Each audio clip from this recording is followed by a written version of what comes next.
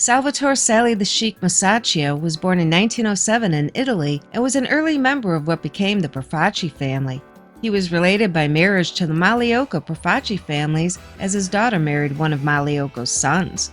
Sally the Sheik lived and operated in his early years primarily in Brooklyn. By the early 1960s, following the building boom on Long Island, he moved to a new home in Wantagh. He was a close associate of Johnny Bath Beach Oddo, Cassandro Bonacera, Joe Profaci, Sal Profaci, Joe Magliocco, Buster Loy, among many others. He even served side by side with the notorious Sonny Franzese, and then at some point served under Franzese. Before I continue, hit that like button, subscribe to the channel, and leave us a comment. Mussachio was a very active member of the Profaci family who was pulled in for questioning many times over the years in connection to gangland killings and mob activity. He was a suspect with several others in the 1938 gangland double murder of 42-year-old Antonio Nino Colombo and his 24-year-old girlfriend Christina Oliveri, who were both married, but not to each other, at the time of their killing. Nino was future boss Joe Colombo's father. Mussachio was active in gambling, shylocking, and extortion.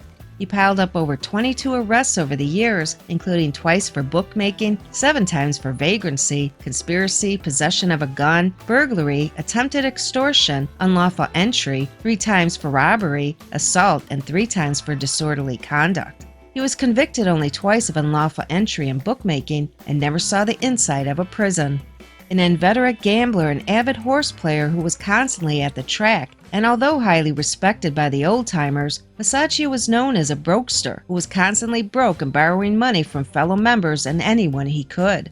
It was an embarrassment that eventually diminished him in the eyes of the hierarchy. Nevertheless, he became partners over the years in a profitable fuel oil company and the famed Sapienza Bakery in Elmont, Long Island. Mussachio's name was publicized during the Gallo-Profaci conflict as one of 5 men kidnapped by the Gallo Gang as a negotiating tool with Joe Profaci. Others included Frank Profaci, Joe Magliocco, Joe Colombo, and John Scimone. These men represented the underboss consigliere, several top capos, and Profaci's driver bodyguard. The Gallo brothers had also intended to seize Joe Profaci himself and had reportedly just missed snatching him at his New Jersey compound.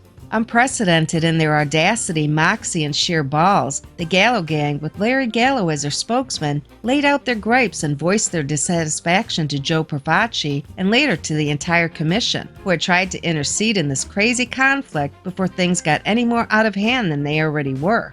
For his part, Joe Profaci stated that he would unequivocally not negotiate with the rebels until all his men were released from captivity. Only then would he sit down and negotiate an amicable settlement for all. In a sign of good faith, the Gallos released all their prisoners. Profaci had given them his word, so they felt that they had the upper hand and things would get better from this point forward. Big mistake.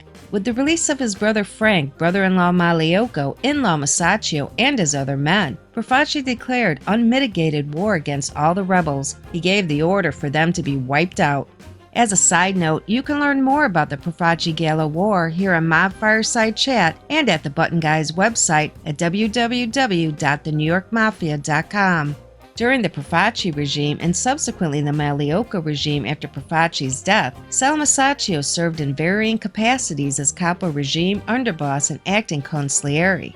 With Magliocco's expulsion and Colombo's ascension to family boss, Mussachio was demoted to family soldier, as were several other old-timers, including Salvatore Badalamenti, Scimone Andolino, Johnny Bath Beach, and others, to make way for younger men to accede to positions of prominence in the family. With this restructuring of the family and Mussachio's aging, he slowly faded into the background. He is believed to have died by the early to mid-1970s. Visit Button Guys of the New York Mafia at www.thenewyorkmafia.com to read more about Mussachio and others mentioned in this video. And hit the like button, subscribe to the channel, and leave us a comment. Thank you for watching. Until next time.